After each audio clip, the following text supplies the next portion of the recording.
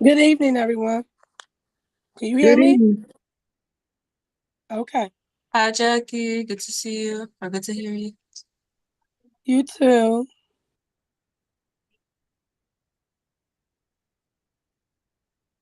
Okay. Well, welcome everyone. Good evening, good evening, good evening. I am City Councilman Willie Lightfoot and Chairman of the Rock Against Gun Violence Coalition. And of course, as everyone know, we are here for our monthly Rock Against Gun Violence Coalition meeting. I hope that everyone is doing well, and I hope that your families are doing well. And we are so grateful to be in our second meeting of the year. We had a wonderful kickoff last month. And as typical with our meetings, we typically start with a moment of silence, of course, recognizing all of the victims and people, which is each and every one of us, who are impacted by the violence that's happening in and around us every day. And so I'm going to Yes. ask if you would, please, sir, please, ma'am, and those, if you would mute yourself and let your speaking, please. We're going to have a quick moment of silence, and then we will proceed with the rest of our meeting. Thank you.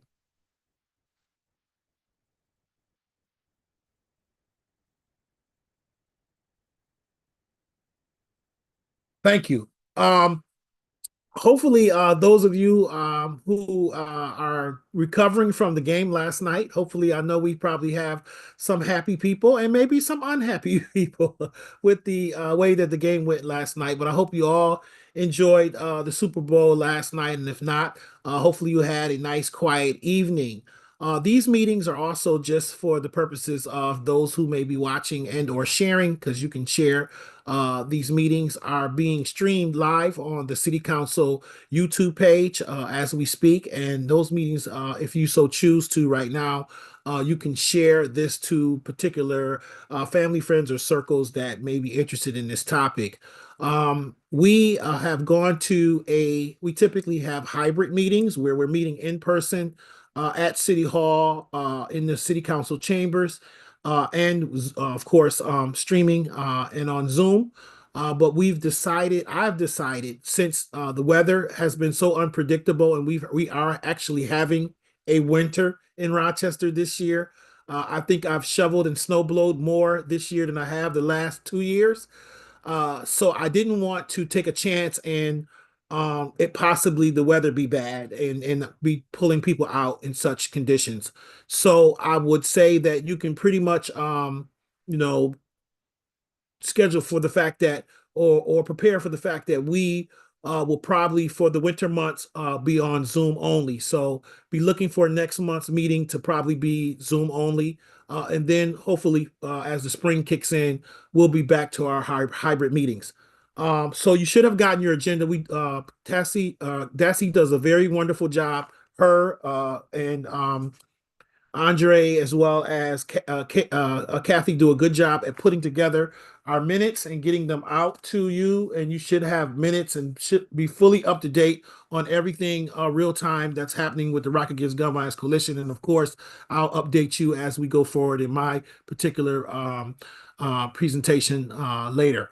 But typically, we ask if anyone's new and this is your first Rock Against Gun Violence Coalition meeting. First of all, welcome.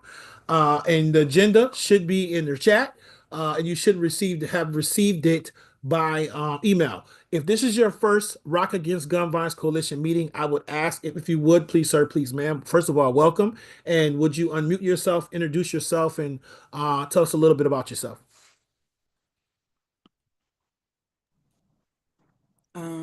Hi, everyone. My name is Chiamaka Ipeze. I'm joined along with my coworker who's been here with the Monroe County Research Strategy and Development Department, and I'm the new research specialist, and community gun violence is my particular area of research focus.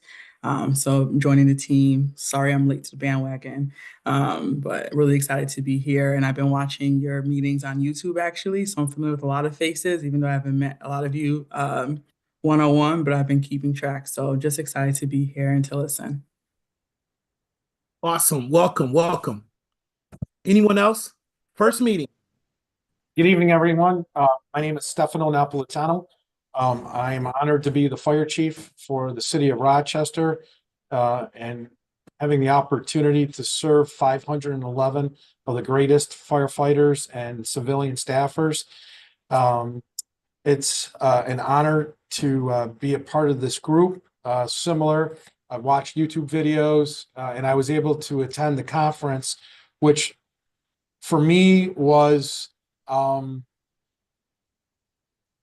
guess it was just so eye-opening to hear the youth of our community when they tell you that I'm afraid to walk from my house, or if I hear a popping noise and they duck.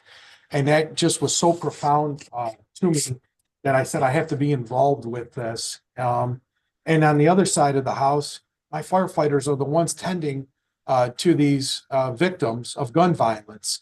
And I've got to protect my firefighters. So I think the best way is to get my dad, who's 90 years old, we just celebrated his 90th birthday, has always said to me, you can't gripe about anything until you're involved in it. So this is why I want to be involved with this.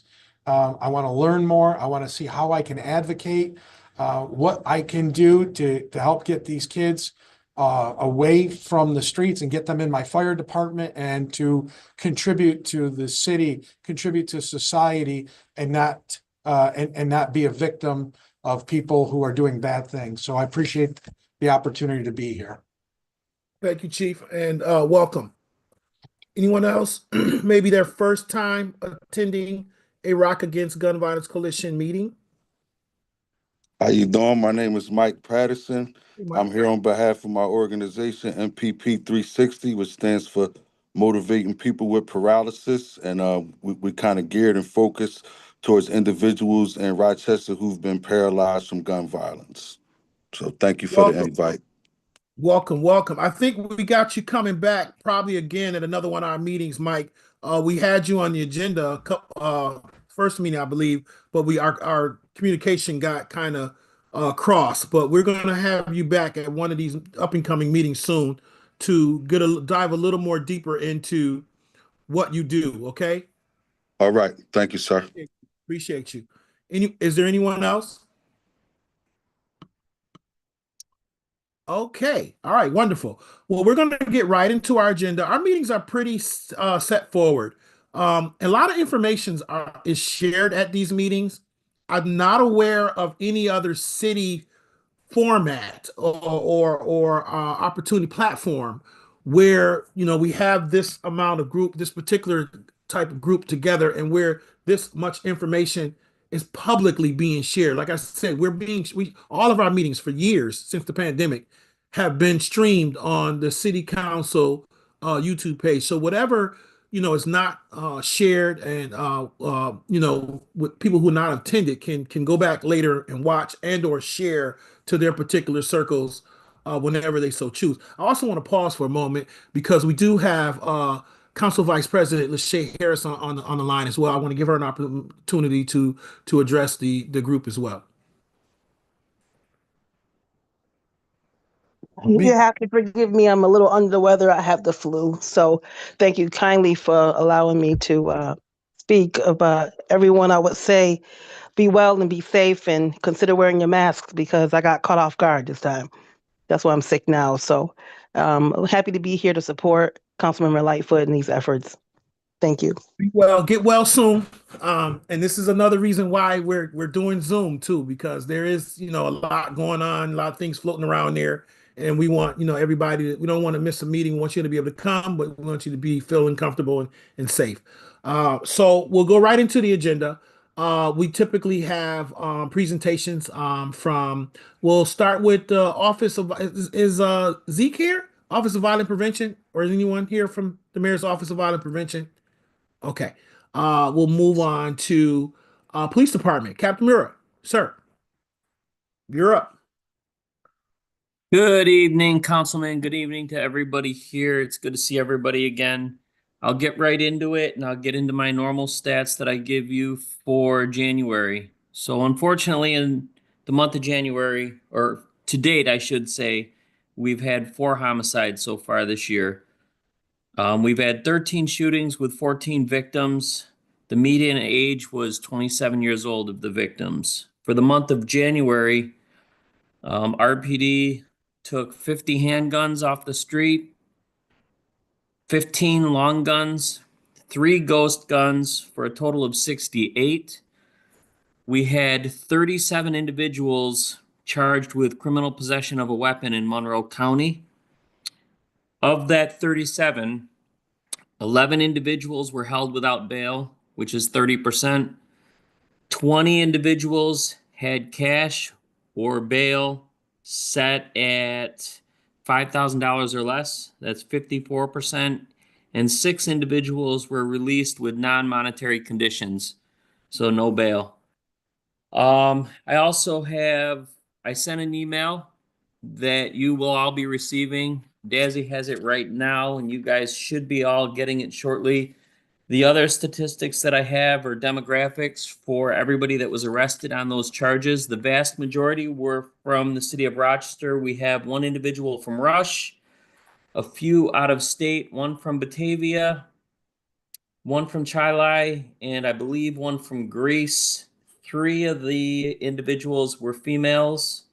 The rest were males, and the demographics are a little bit long-winded if I went through each and every one of them, but they will be in the email for you when you see them. And that is all I have. Thank you, Captain Miro. Does anyone have any questions for Captain Miro? And my Agent Curran, you're going to be up next. Because I'm sure you have something a lot to share. So I want to give you an opportunity. Okay. Anybody have any questions for Captain Miro? Kathy, unmute, please.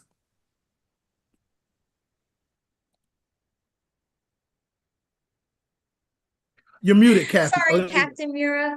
Captain Mira, I was wondering if you could just give us the age of the possessors of the CPW charges. It's all in the demographics. I can run down it real quick for you. It looks like the youngest was 16. We had a couple, 3 17-year-olds, a 20-year-old, 3 21-year-olds, 1 22, a bunch of 23s, a couple of 31s, all through 30s, and the oldest was 55. So it was a wide range, everywhere from 16 all the way to 55. And it looks like most of them were in the 20s and 30s. Just one final question, Captain Mira, just to follow up. With regard to the 16 and 17-year-olds, they were underage in New York State to be in possession of a firearm, correct? That's correct. What is your procedural action after you find a minor in possession of a gun that they're not supposed to have? It's the normal procedure is they're taken into custody and they're remanded to one of the facilities for youth. And generally speaking, they'll go through the system just like for any other crime. And what happens from that point on depends on the judge, the charges, and the circumstances of the case. Just one last question. Is there any interfacing that you do once you have children in possession of firearms? Is there any interfacing that RPD does with ATF concerning that issue? With regard to minors with firearms? Correct, yes. Well, Any interfacing between RPD and ATF in your attempt to understand how did a minor get possession of a firearm? Captain Mira, I could probably answer that a little bit. Sure. And I'm coming out with something too. Hi, Kathy. How you doing? So on our task force, we have 4 RPD deputized ATF task force officers, including a sergeant. And we review all the trace data coming in. One thing that we make a high priority is when a juvenile has a firearm, how he got it into his possession. A lot of times it's stolen. A lot of times they're trafficked. But we make that a priority and we investigate it with our RPD partners. RPD is a great partner with us. They give us 4 personnel, and I'm very happy with our relationship because I've worked other places in the country. It's not even close how great our relationship with our Rochester Police is with ATF. Thank you, Agent Curran. Thank you, Captain Mira. All right, wonderful. I believe we have Michael Patterson's hand is up. Sir, you can unmute yourself and ask your question or give your input. Yes, Captain, how you doing? I just have two quick questions. I see that we had 13 shootings with 14 victims. Were any of those victims temporarily or permanently disabled? And are there ever any federal funds to track such things after shootings if people get temporarily or permanently disabled? Has that ever been a thing?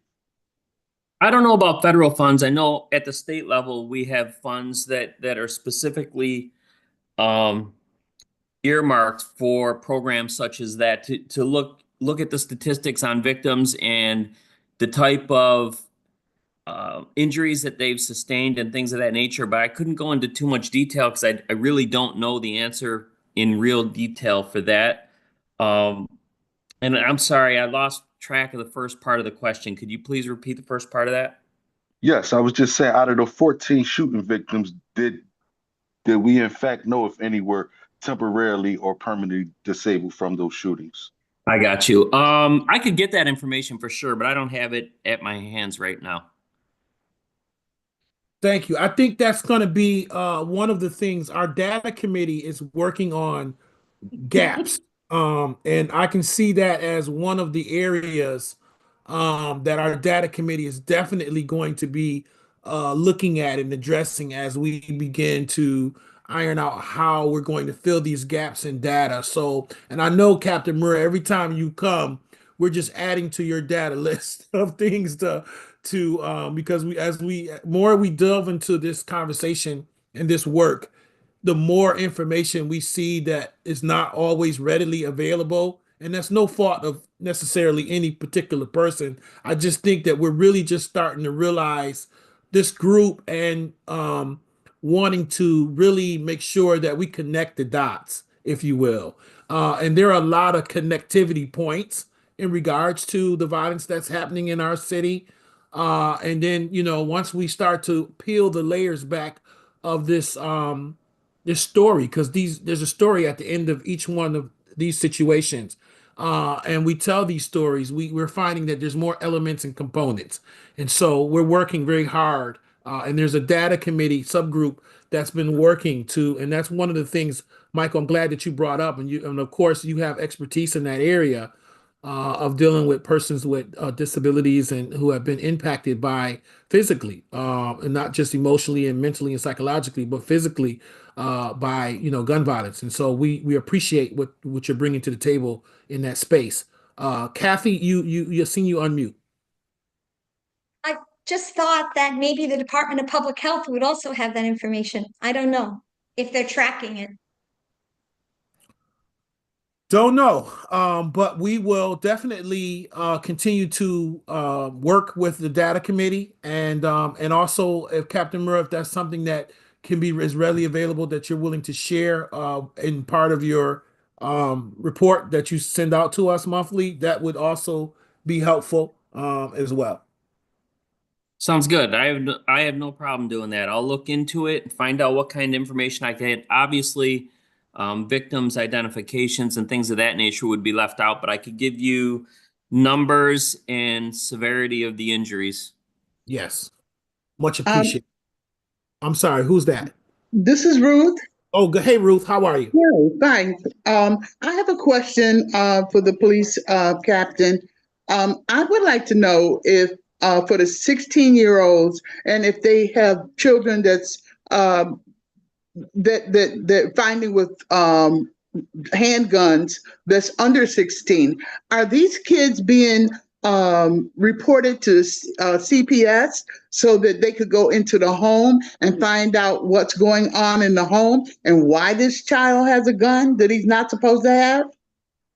Yeah, so I can tell you that not only does that take place generally, but we do custom notifications. Once an individual of that age group, anywhere from 12 years old up to mid-20s, once an individual has been identified as either having been involved in gun violence or associated with folks that are involved in gun violence, we do custom notifications with a bunch of resource outlets, not only RPD, but SNUG and a bunch of other resources where we actually go out and speak to the individual. We take a look at their surroundings. Child Protectives does get involved in cases that we can identify, but quite frankly, a lot of times things slip through the cracks because a lot of the individuals that we're dealing with move around quite a bit. So it's really hard to put a finger on what the living situation is unless we can get them right at home. And a lot of times when we show up at the houses to do the custom notifications, we're not getting answers at the door or they've moved. So the short answer is yes, but it's not a perfect science. Okay, thank you. Yarith, I think you had your hand up, if I'm not mistaken. Hi, I was just wanting to respond to Kathy. DPH has actually been trying to work with Strong Trauma on how we can get more data from when someone is discharged from the hospital, where they go, what services they've accepted or declined, and other needs. But it's still in discussion right now with Strong, and we haven't approached RGH yet. Awesome.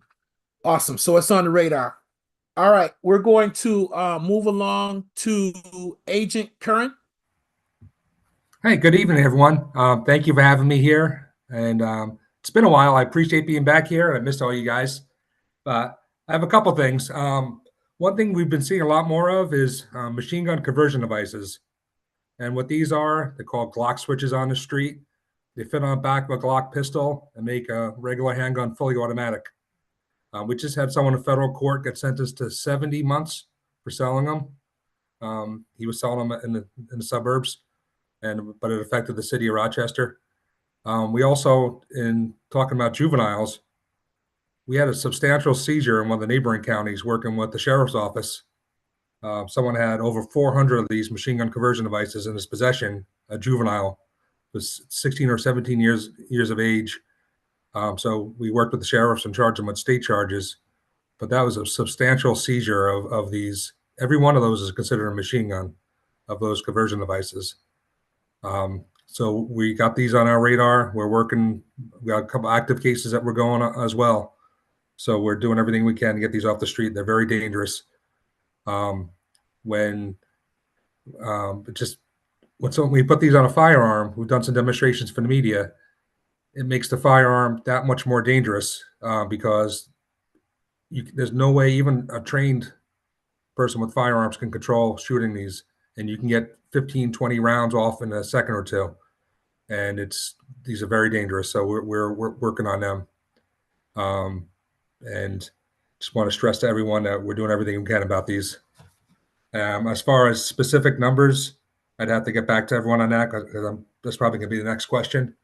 But we're not finding as many of these as we are of the ghost guns or privately made firearms, which is about 10% of handguns recovered in Rochester.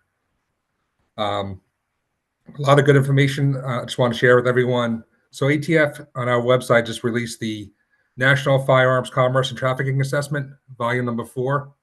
So these assessments have thousands of pages. Volume 4 is called Protecting America from Trafficked Firearms, which would be particular information for interest for this group. So just go to our website, click on the firearms link, and you can read all that. It's very extensive study. A lot of time was put into that, and that was done. I can tell you, they took information from all our investigations all around the country. So there's a lot of information in there. On our website too, I just want to get out there that you can submit anonymous tips. If anyone has gun information, I just want to get that out there to the community. You can submit information to ATF directly, and we'll work with our partners on it. And if anyone wants to talk offline, I really enjoyed, I met Kathy a couple months ago for coffee. Very nice conversation. Thank you, Kathy, for meeting me. If anyone in the group wants to talk offline, I'm always available. Thank you. Agent Curran, we're getting ready to go to Reverend Marilyn in a minute, Cunningham. But let me ask you this before I bring her on. Sure. One, you talked about this report that's thousands of pages. Yep. And that comes from different places across the country. Yep. any particular parts in the report that's just germane to Rochester? I'd have to go through all that. I wish there was more, but there is some that I'll go through it all and I'll get back to you guys next meeting just to see. Yeah, 'Cause yeah, it it'd be just came great out a if you couple could weeks just ago. extract the things out, maybe trends that Yep. Rochester are experiencing, because of course nobody's going to read thousands of pages, Sure. or just the pieces that are respective to Rochester. And then the other piece is you mentioned that there is a tip line or tip to ATF.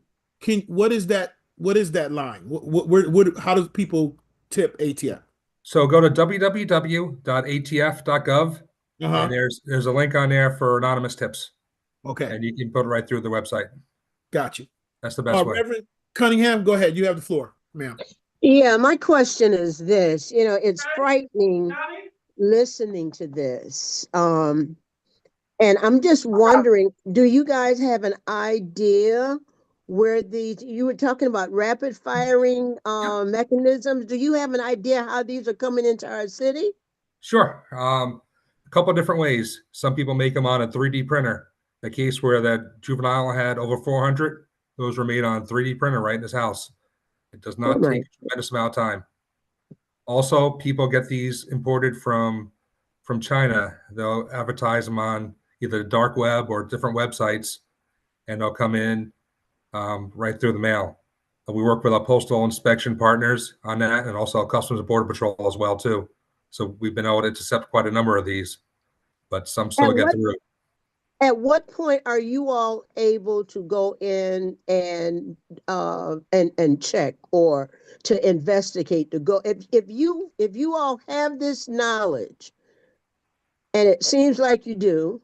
Yep. At what triggers it? I mean, does somebody has to get killed before you address it, and you already have the information? I mean, we want to make sure no one gets killed with this. We want to make sure we get in front of that. Nothing upsets us more than a tragedy like that, and we want to make sure we get in front of this. And we've gotten in front of quite a bit of them. And I can tell you, we've gotten them referrals from Postal Inspection, working with them, Customs and Border Patrol. But we also work these proactively. We have confidential informants all around the city that give us information, and we work these cases proactively. The case where someone got 70 months recently, that was an undercover ATF agent buying them. And he was buying them directly from the seller. So once we get information about these things too, we don't investigate it like a drug trafficker. Like those can drag on a little bit. We expedite these and make sure we take this off as soon as we can. We get search warrants as well. We take these very, very seriously. We do not want anyone to get hurt, and we want to make sure that we get ahead of these. The last thing we want to happen is someone to get hurt, shot, or killed. Okay, thank you so much. That's good to hear. Thank you. And to explain it to us that way. Thanks much. Thank you. Dr. Nels for my next appointment to find out. We have Mike next and then Deb. Sure. I just wanted to ask, so I see online a lot of avid gun collectors, and I do my own research, but like right now, in fact, the gun manufacturer Glock, they are selling these switches legally right now in America. So is it how hard is the uphill battle when you're dealing with a gun company who's legally selling these switches that is tearing our communities apart? Mike, to my knowledge, Glock does not endorse or have these switches themselves. They might say Glock on it, but they're not happy with that. They've got lawsuits against people for using their name on these. They do not make these devices themselves. These come from China, and they're on the black market, the ones that say Glock on it. Okay. It's my understanding Glock's actually taken some measures to make sure these devices are not compatible, but I'd have to talk to Glock about that. That's what I had heard. Okay, that's better news, because from what I'm hearing from people in the community, people I know, everybody buy these with the idea of, if I get a Glock handgun, I know this switch will be compatible. And if I get somebody from down south to purchase it for me, it's a lot easier. It's all these loopholes going on with these switches, like you said, that's just tearing our community apart. I just wanted to get a clearer idea of how they're infiltrating us at such a high number over the past maybe 2 or 3 years. The proliferation of them has gone through the roof. Yeah, Mike, these are not made by Glock. They're knockoffs from China or 3D printers. The machine guns have to be from the 1930s. They were a problem. So almost 100 years ago, these were a problem on the streets, and they passed a lot of laws where they had to be registered and restricted in many different ways. In 1986, machine guns weren't even able to be registered brand new again. So these were not a problem on the streets for a very long time, except for the last couple of years. So ATF has taken a very strong stance on this. We also have an emerging trends unit out of DC that's trying to stay ahead of the technology on these things. So we're doing everything we can to stay ahead of this. Thank you. We got Deb. Thank you, Willie. Agent Curran, Moms Demand Action knows very well that gun laws save lives. We also know that the Biden-Harris administration passed the first significant federal gun violence prevention legislation in nearly 30 years. They opened the first Office of Gun Violence Prevention as well. That, unfortunately, has now been rendered ineffective. I wonder if you have concerns, and if you do, could you share them with us? The current administration has asked their Attorney General to look at any laws that she feels would affect Second Amendment rights. And I personally, and I know our organization is very concerned about what that might mean for the protection that these laws have afforded our communities. So the Attorney General's office and things that are coming down, that's all something that's way above me. We're gonna the laws that are on the books are the ones we're gonna enforce, and people always have an option to bring things to court if they think things aren't right. So that's probably the best way I can answer that. Thank you. All right, we got Kathy. You're muted, Kathy. Hi, Agent Kern, quick question and just 1 point, Councilman. Sure. With regard to the machine gun conversion devices, aren't they illegal or am I incorrect? Oh no, every one of those is illegal. Okay. These ones that go on the block are not registered because they've been made post 1986, and they're not legal at all. So that's why we're taking a very strong stance on it. Thank you, Agent Curran. And then I think it's important, Councilman. I was notified by Brady, the organization that I volunteer for, that there are 2 critical issues that everybody needs to be aware of. Number 1, it will be the policy of the current administration to pursue these machine gun conversion devices becoming legal. And then number 2, my understanding is that there will also be an effort to pursue interstate, and I may be framing it incorrectly, so I hope Agent Curran will or Captain Mira will correct me. But interstate concealed carry reciprocity. What that would mean is if I'm a gun owner in Louisiana, and let's say I didn't have to undergo a background check to get the gun that I got, but in New York State, you do have to undergo a background check. My understanding is that the current administration is hoping to make universal concealed carry reciprocity, irregardless of what each state's laws are. That's a problem because strong gun law states, we know from data, keep us safe. Weak gun law states endanger our lives, they endanger our police force. So if you're concerned about these devices, and if it's okay with Councilman Lightfoot, I will put in the notes the phone number that you can call for your Congress, and you can tell them that I don't support machine gun conversion devices. It's bad for our police. It's bad for our communities. It will not make us safe. And then number 2, you can say, I don't want somebody else's gun laws interfering with New York State's strong gun laws by allowing people to carry guns here from any state.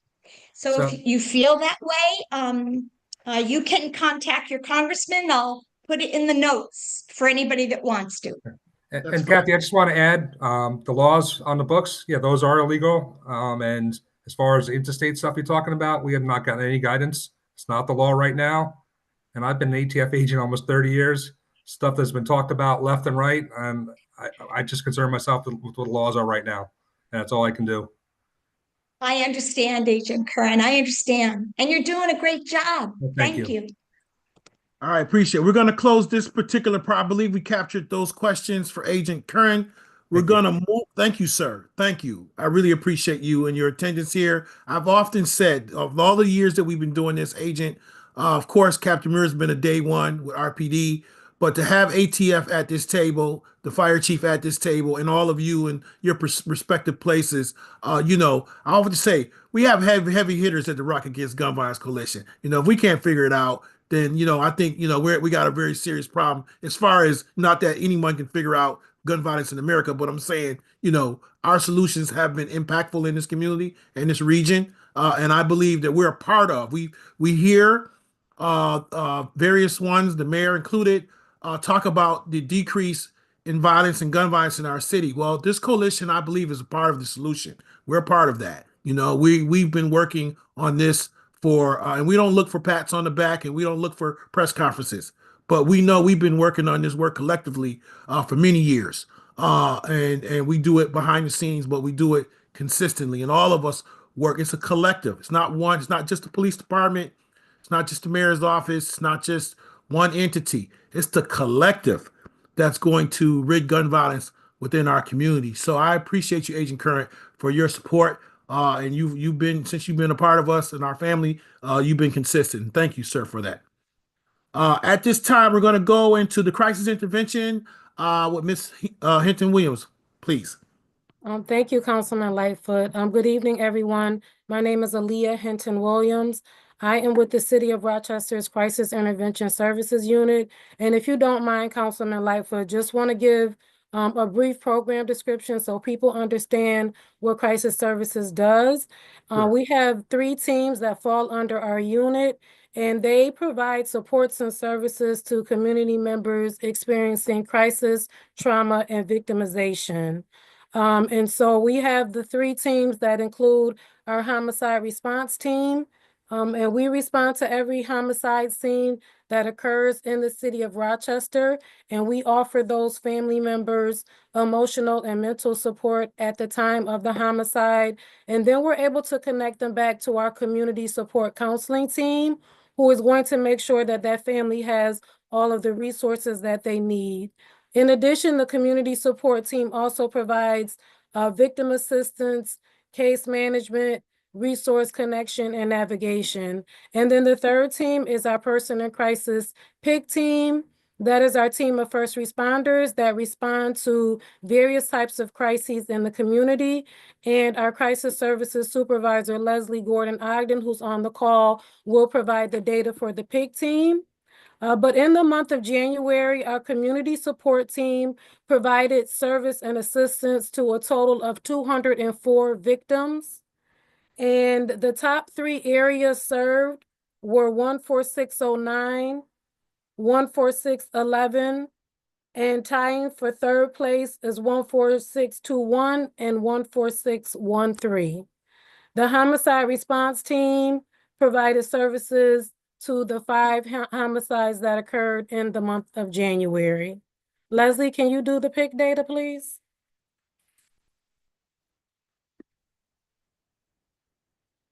We can't hear you. Oh, I'm sorry. Nope.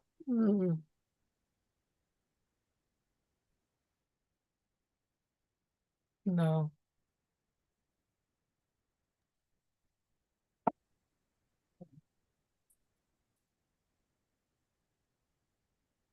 Okay, can you hear me now? Yes. Okay, hi. Hello, I'm Leslie Gordon-Ogden, Supervisor of the Person in Crisis team. I'm just reporting out for the month of January. We have had 657 calls, and that data can be found on the dashboard as well if you want to see it broken down into different categories. Other than that, all is well over at the PIC team. Do we have any questions?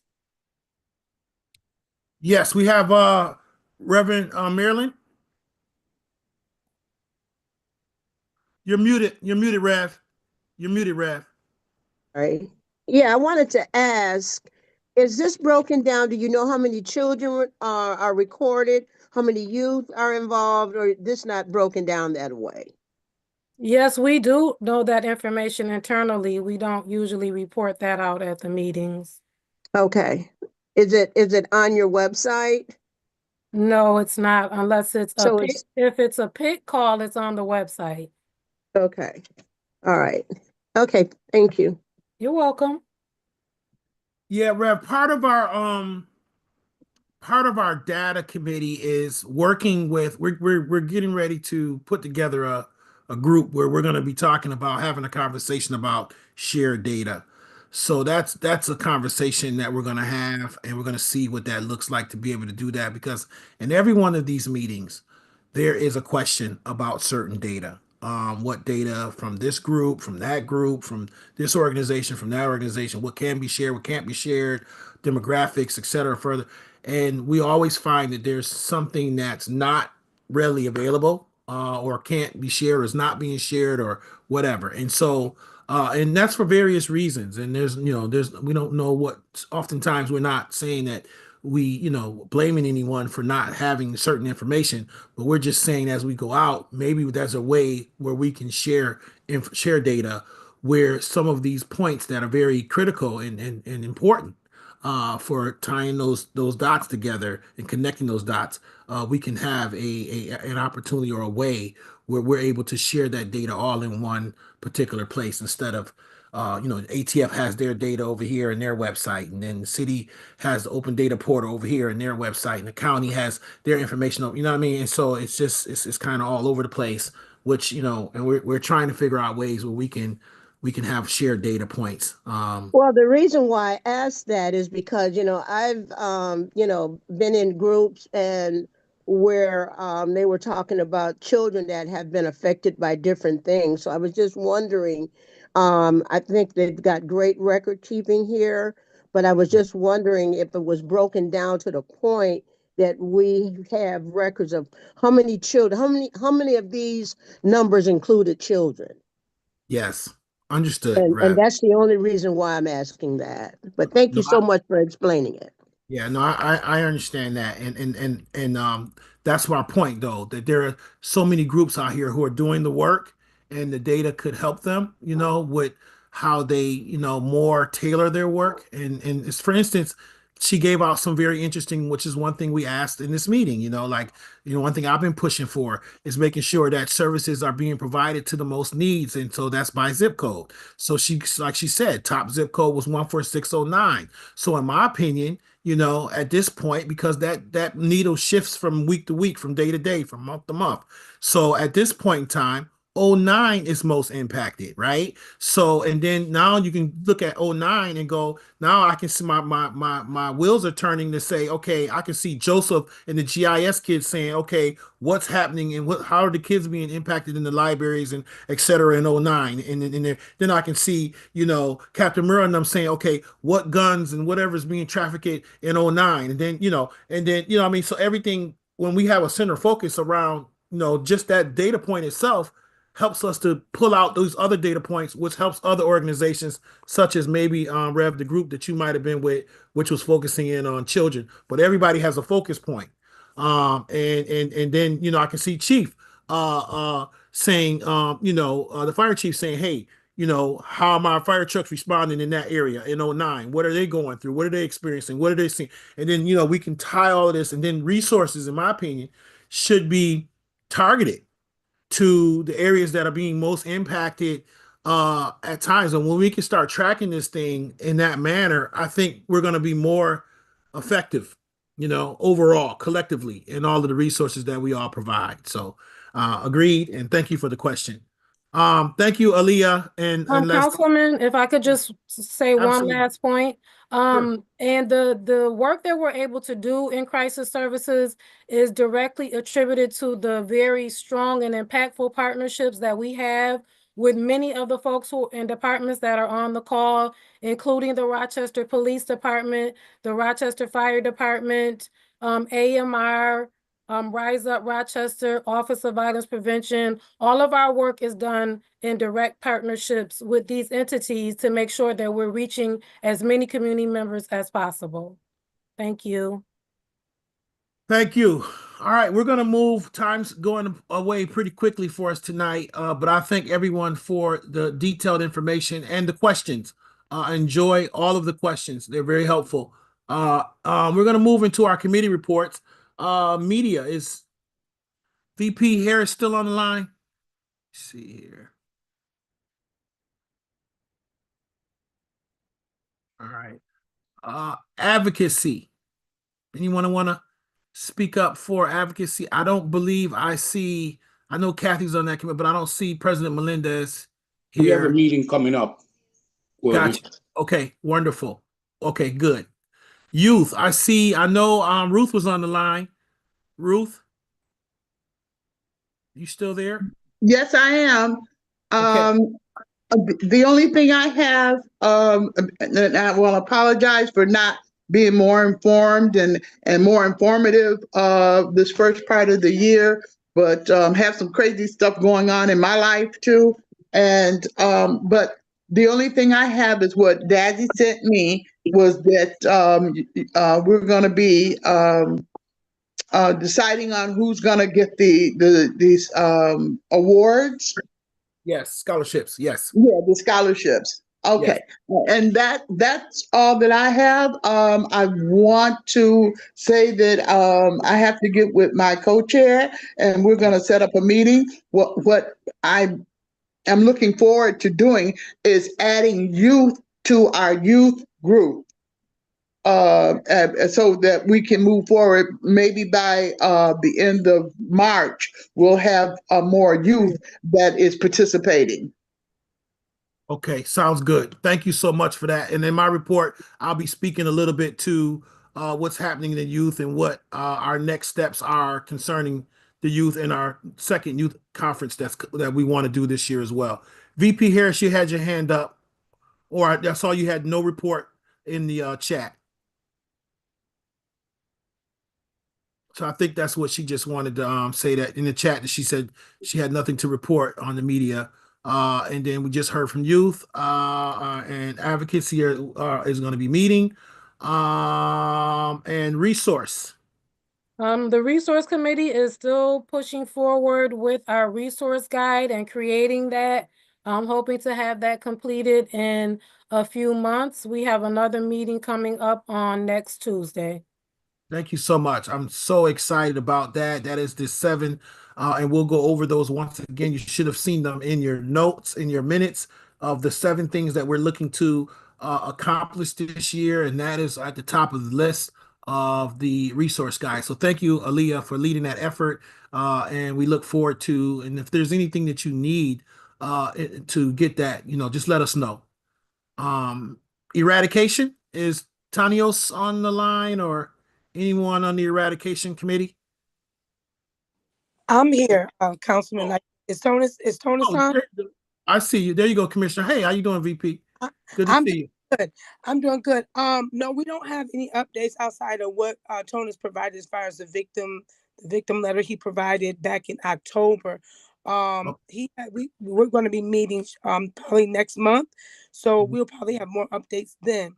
But I did want to say something to Miss Aaliyah Hinton in reference to the victims and how they work with the victims with the district. Do you at all pair up or collaborate with the district with the victims? What do you mean specifically, Commissioner? Well, I just want to know, have you ever worked with the district at all? Because I didn't hear you mention them at all, and I just was concerned because we have a lot of kids that might be that you could use your help. Well, if they're a victim of a crime or their family is a victim of a crime, then we would work with them. And yes, we have worked with the district. We do consider the district to be a partner. Okay. All right. I was just asking because you didn't mention it. And I know that, sometimes we do have kids that are victims or involved are involved in victimization. So I didn't know if you did collaborate with us, and so that's good to know. Thank you. Yep, and you can also make referrals to us at any point, Commissioner, to Oh. myself or to Leslie. Really? Yes. Oh, Yeah. okay. And Thank the you for person in letting me know crisis that. team, the PIC team often works with you all as well. We get called out to school often as well. Yeah, several times a week we're at schools. Okay, see, I mean, I didn't know that. I know that I usually refer, I really speak to Rise Up and SNUG, and Pathways to Peace, but I never engaged with you all in reference to helping the victims. But so thank you for that. I appreciate Let's that. set up a time to get together and talk further about it. I would love to do that. Thank you so Okay. much. All right, I think we got Kathy next. Question, Miss Leah Henton Williams. Two things. What percentage roughly do you think your services are that are provided to children? What percentage to adults? And do you think it would be a good idea in terms of moving towards a deeper level of integration in terms of sharing data? Would it be a good idea to share just general information about how many children you're serving and over the kinds of issues that are coming up for them? So we can absolutely look into sharing data around children. Just would need to talk a little bit further about it. And it depends on the team you're referencing. As Leslie stated, the PIC team provides quite a bit of crisis services to students and young people who are experiencing crisis, whether they're in school or at home. But as a whole, the percentage is higher for those over the age of 18 than it is for young people. Thank you. Okay, we thank you, Miss Aaliyah. We also are, I think eradication and education are together. So we will move right into my chairman's report. I do have a couple of updates for you guys. Thank everyone for the work that you're doing, of course. In our last meeting, we talked about the 7 things that we wanted to be able to do. The Rocket Against Gun Violence Coalition Youth Scholarships. We had our youth in crisis conference last year, which was very successful. Thank everyone for doing that. Part of that youth in crisis conference is we birthed the idea. 2 things came out of that were actually unprecedented or hadn't been done again, and I hope they become annual or consistent.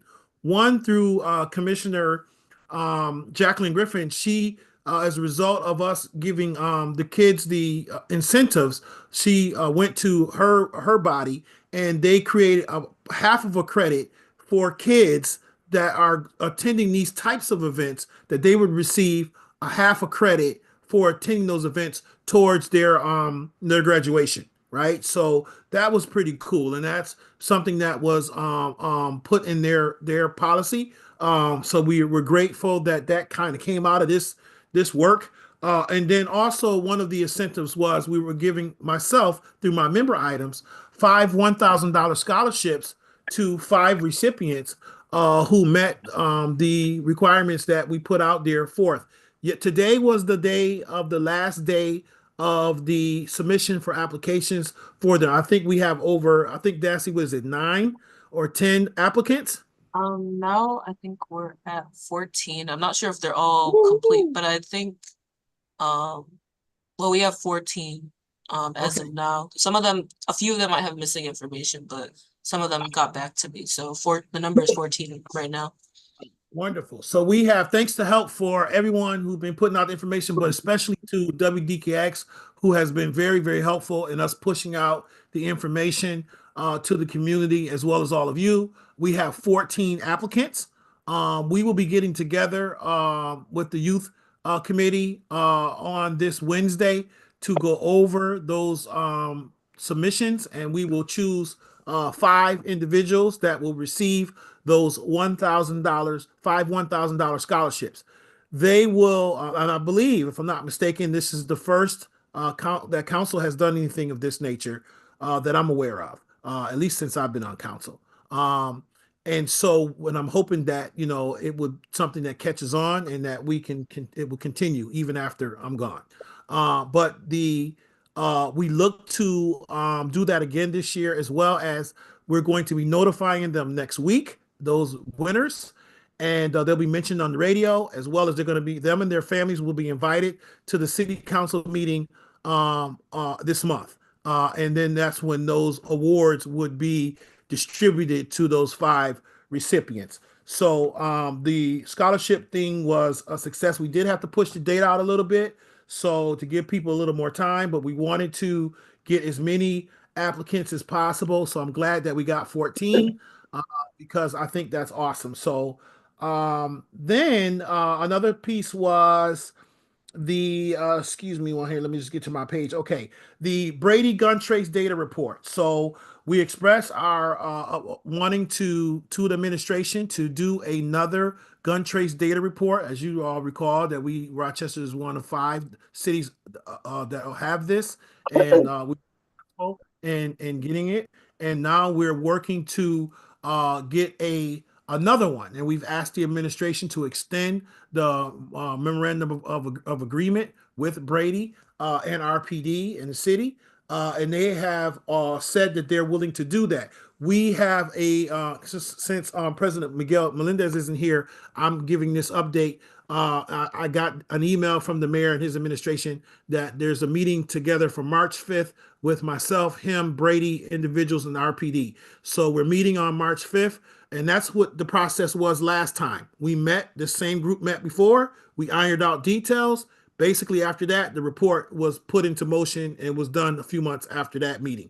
So I'm assuming that that's going to be the process here. And we'd like to see that done before the end of summer. And my understanding from talking with the Brady folks a while ago, that this one would go even faster and would be even quicker for them to do, since they already kind of have everything in place in order to be able to do it. So we're very excited about having a second gun trace data report, and we're hoping that this will be the platinum standard. I'm not saying the gold standard, I'm saying the platinum standard this time around, because it was very helpful to RPD and everyone else, and we're hoping to be able to have even a more better plan this time.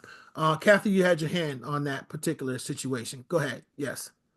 I don't know if it's possible, but if Agent Curran could be included, I think that would be a great idea. I don't know if he's allowed to participate in that meeting or not. I don't know the government rules, so. Yeah, I don't know if I'd be allowed to, but I appreciate that. Thank you. Yeah, so I will make mention to the mayor's office of that suggestion, and then I'm sure that they can look into the particulars of that and at least be invited. If he can't come, then we understand. But that's where we are with the gun trace data report. We have a meeting for March 5th on the docket. The resource guide, of course, you've already heard the update on that.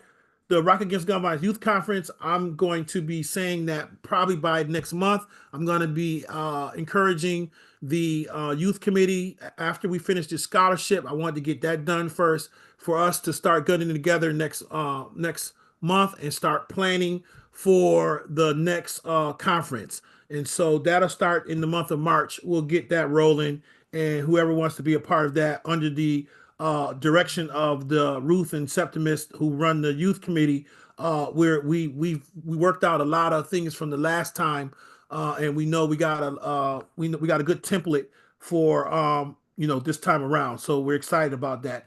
The procurement policy, that was something that was in the all of these things were in the Rock Against Gun Violence Coalition Solution Action Plan that we put forth together last year. Everything that we're doing is in that plan. And that's why I'm so excited about this work, because we went to the community. We said, hey, community, we're working on this problem. We need everybody. We want you to come out. We hosted all of these community meetings. We had people come out and they gave their input. We put together a plan, and that plan is being implemented. That plan did not sit on someone's desk. It did not collect dust. We're implementing it, and we're working on elements of that plan every single day. And so that is very exciting to me, that we didn't just, wasn't just talk, you know what I mean? And we've never been about just talk. This coalition, this is the second plan, community plan that we've drafted to this community. We did one in 2018, the 2018-2019 plan, and even Miss Aaliyah Hinton Williams is a product of that plan. You know what I'm saying? Of creating the crisis intervention team, or the crisis. At that time, we were talking about homicide response, which spawned into all of these other things, mobile trauma unit, and all of these other things spawned off of that. But that idea was birthed in this coalition through our 2018-2019 plan, amongst some other things. And this plan is just as exciting. And we're so the procurement policy is something that we're trying to do through. We just talked about Glock and these guns, even though I know Curran said that Glock's not making those triggers, but nonetheless, what we're finding out, companies that may be doing business, that are doing business that we don't like, that are affecting our community, our procurement policy is something we can do where we don't purchase from those individuals. We don't buy our products from individuals that we don't have accountability with. So we're still working on that. That's still in the legal stages through our law office, and we're still trying to work through that. So hopefully by next month, we can have some answers from our corporate counsel as to how can we move that into policy. The data collection initiative is ongoing. We have many on this call who are part of that. We got the county involved. We got GIS involved. We got, representatives from Brady through Kathy, myself, and we're really working to create and the next step for us in that is we're getting ready to have this big meeting of all of the people that touch data and we believe that should be at the table to have this conversation about shared data. And this subgroup is going to put together an agenda. We're going to have that meeting, and then out of that meeting will give us some real clear direction on what we can actually believe as a tool that we can collectively come together and be able to share with our community that would be helpful when dealing with this gun violence and violence within our community. So that's the next step that we're going to have. We're putting together this larger group. Because we don't want anyone to feel disrespected or isolated, and we don't want to reinvent any wheels. If people have information and data that they already have, there's no reason for us trying to do something that somebody else is already doing. So let's come together collectively and let's figure this thing out. And where are the gaps, and how is there opportunities for us to share data? And then what does that look like? So that's what that conversation will happen. That will happen within the next, hopefully by spring, we'll have that meeting on the calendar. And all those individuals we invited that work with data. Community education, violence prevention. And these are the 7th point and the final point. And we've been working with individuals to figure out what ways can we put out information to educate our community around the impacts of violence. Our Think About It campaign, I remember Louis said, hey man, that thing's powerful. We need to keep doing that. So we're working to continue to do that, but we're looking at those zip codes. And this is where the information that Miss Aaliyah Hinton Williams is sharing with us month after month, the information that Captain Muir is sharing with us. How do we use this? This is an example of using data to get points that are impactful. Now, when we put up these billboards and when we start targeting our PSAs and our billboards and our anti-violence initiatives, we need to look at where do we go? Where should we go with this information? And that stuff should be going to these most impacted areas that we have data that tells us where to go. Those are where those billboards should be. Those are where the resources should be going to. That's where we should, all of our collective work that we're doing should be, part of that work should be targeted to some of these areas that are most impacted. Kathy, you got your hand up. Yes. You're muted, hon. Just wondering if when you do the billboards, if we could put in one of those ATF tip lines as well on the billboard. Absolutely. Hopefully we could do some collaboration between maybe the Rochester and ATF when we get to doing our marketing this summer. Maybe there's a collaborative opportunity there. So that's the community education, violence prevention. I'm kind of spearheading that. And so I'll be working with individuals asking for support and help, and be coming to some of you with an actual, ideas of what can we do collectively to start, educating our community and putting things out. So that's the 7-point plan that we have, that we're looking to get all of that done before the end of the year. And we're excited about also a part of that, and you see all that in your notes, was that educational piece. It was asked about using art centers, libraries, schools, homeless shelters, barbershops, salons, business locations, and we're going to do all of the above. Some of them we already do, but we're going to look at ways of being able to put this information in all of them. We've done schools, we've done art centers, we've done city facilities in the past with Think About It campaign, A Shot from a Gun Can't Be Undone. And we've had our little brochures, we've had posters, we've had the cue card, palm cards that we put with a phone number on there that you can call to get help and assistance. Maybe our palm cards now could be extended to have some additional information for ATF line, or I know also that VP Harris has there's an app line there too that is available to report it line or whatnot. And so we have a lot of tools, and let's figure out ways where we can consolidate some of this stuff and making sure that we're getting a consistent message out to the people and educating our folks on what's going on and how to receive services and help. Councilmember, yes. Councilmember, the reported line can be connected to ATF. It's Okay. it's a way to connect both of them so they both use the reported app. So there is a way that we can make sure the information is connected to City of Rochester Police or City of Rochester and the ATF at the same time when you make the anonymous report. That is correct. I can send that link to everyone. Awesome. Good stuff. Kathy, your hand? Yes, you're muted. Do we tie Miss Aaliyah Hinton Williams and her teams in there as well as a link? Or is that a bad idea? As a resource. Oh, I can definitely ask the mayor. Absolutely. I'll make sure I put that note in there and we'll put that over to them. That's a great idea. Okay, so I believe that our next meeting is going to be on March 10th. You will get, of course, the minutes of this meeting. You will also get all invited to the scholarship unveiling, or when we give out the scholarships for this meeting. All of you will be invited to that. So hopefully we can have a good showing for these young people that will be receiving these scholarships.